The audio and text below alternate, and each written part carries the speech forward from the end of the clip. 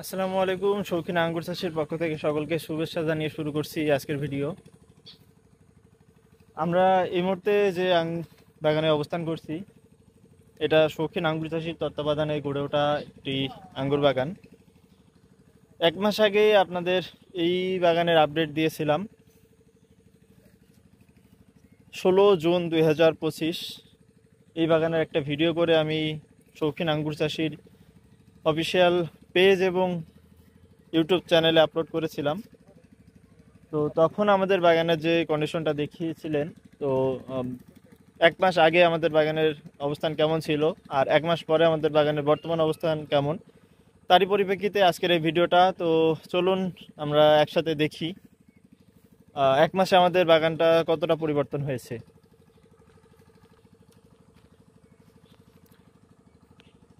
গত এক মাস আগে আমি যে ভিডিওটা করেছিলাম তখন আমাদের গাছে কিছু ফল ছিল, ফলগুলা ঠিক এইরকম সাইজের ছিল। তো অধিকাংশ গাছের থেকে ফল ফেলে দিয়েছিলাম এবং 3-4টা গাছে আর কি আমরা ফল রেখেছিলাম। এক মাস পরে আমাদের ফলের কীরকম কন্ডিশন হয়েছে দেখতে পাচ্ছেন। ফলগুলা মাশাআল্লাহ খুব সুন্দর সাইজ এবং কালার এসেছে।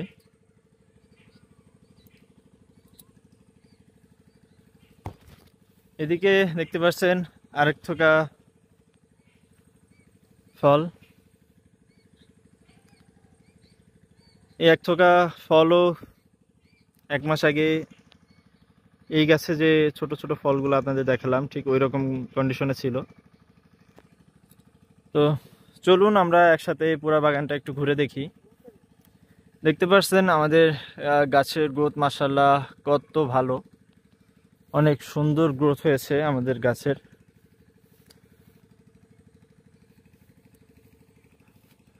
গাছগুলা দেখলে যেন মনটা জুড়িয়ে যায়।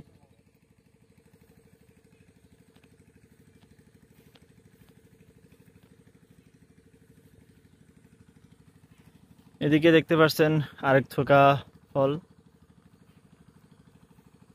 এই মুহূর্তে আমি আপনাদেরকে আরেক থোকা ফলের কাছে নিয়ে যাব।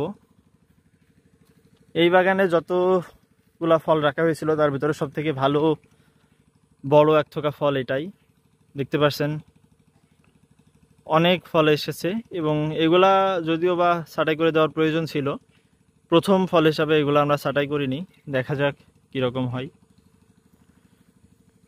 তো ফলগুলার আপনারা জাস্ট কালারটা দেখেন,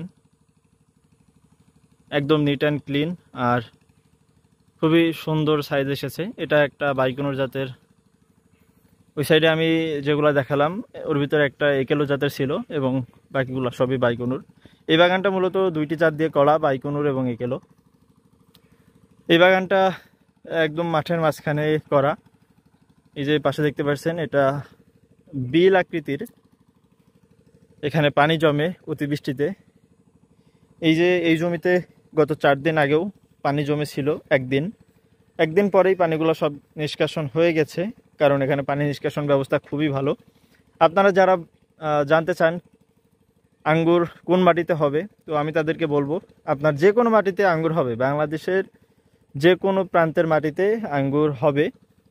শুধু আপনাকে নিশ্চিত থাকতে হবে যে আপনার জমির যেন পানি নিষ্কাশন ব্যবস্থা খুবই ভালো থাকে, কারণ আঙ্গুর গাছের একটা বড় শত্রু হচ্ছে পানি। যদি অধিক সময় পানি জমে থাকে সেক্ষেত্রে আঙ্গুর গাছ মারা যাওয়ার সম্ভাবনা থাকে। পানি নিষ্কাশন ব্যবস্থা যদি আপনারা ভালো করতে পারেন সেক্ষেত্রে যে কোনো মাটিতে আপনারা আঙ্গুর চাষ করতে পারবেন। আমরা গোড়াটা একটু খুঁড়ে দিয়েছি এবং কিছু পরিমাণ সার ব্যবহার করেছি।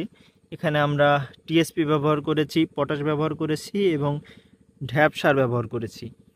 এই 3টা উপাদান ব্যবহার করেছি আমরা। গোড়ায় বাইরে থেকে মাটি নিয়ে এসে দিয়েছি। তো এই বাগানের যে বিষয়টা দেখানোর জন্য আজকের ভিডিওটা করা। এক মাস আগে গাছগুলা খুবই ছোট ছিল এবং তখনও গাছের গ্রোথ মাশাআল্লাহ খুবই ভালো ছিল, এবং এক মাস পরে এসে আমাদের গাছের গ্রোথ খুবই ভালো আছে এবং অনেকটা বড় হয়েছে। যদিও এই বাগানের ভিডিও আমি সচরাচর দিই না, আজকে বাগান পরিদর্শনে আসছিলাম বাগানের বর্তমান অবস্থান দেখতে, তো এই জন্য এসে ভিডিওটা করা। এই পর্যন্ত আসতে কিন্তু আমাদের অনেকটা সময় লেগেছে। এমনি এমনি এই গাছগুলো এত বড় হয়নি, তার জন্য প্রয়োজন হয়েছে সঠিক পরিচর্যা। এবং এই পরিচর্যা বিষয়ে জ্ঞান অর্জন করতে আমাদের অনেক পরিশ্রম করতে হয়েছে, কঠোর অধ্যবসায়ের প্রয়োজন হয়েছে, তারপরে আমরা এই পর্যন্ত আসতে পেরেছি। আঙ্গুর বাগান করতে হলে জাত 100% সঠিক থাকা লাগবে, এটা তো মাস্ট। এবং তার সাথে পরিচর্যা বিষয়ে যদি জ্ঞান না থাকে, সঠিক পরিচর্যা বিষয়ে যদি আপনারা জ্ঞান অর্জন করতে না পারেন বা এরকম কোনো সাপোর্ট না পান, সেক্ষেত্রে কিন্তু আপনাদের বাগানটা এত সুন্দর হবে না এবং আপনারা এখান থেকে লস করবেন। তো যেখান থেকেই চারা সংগ্রহ করবেন না কেন, জাতটা সঠিক থাকবে এরকম নিশ্চয়তা নেবেন এবং তার থেকে আপনি পরবর্তীতে সাপোর্ট পাবেন কিনা এই বিষয়টা লক্ষ্য রাখবেন। এই বাগানটা আমাদের শৌখিন আঙ্গুর চাষী তত্ত্বাবধানে গড়ে ওঠা। এখানে চারাটাও দিয়েছি আমরা এবং এই বাগানে যত পরিচর্যা করতে হয় সবই আমাদের তত্ত্বাবধানেই হয়। আমরা নির্দেশনা দিই এবং সেই মোতাবেক এই বাগানের কাজ হয়। তো ভিডিওটা আর বড় করব না, ভালো থাকবেন সবাই, সুস্থ থাকবেন, দেখা হবে নতুন কোনো ভিডিওতে নতুন কোনো আপডেট নিয়ে। আল্লাহ হাফেজ।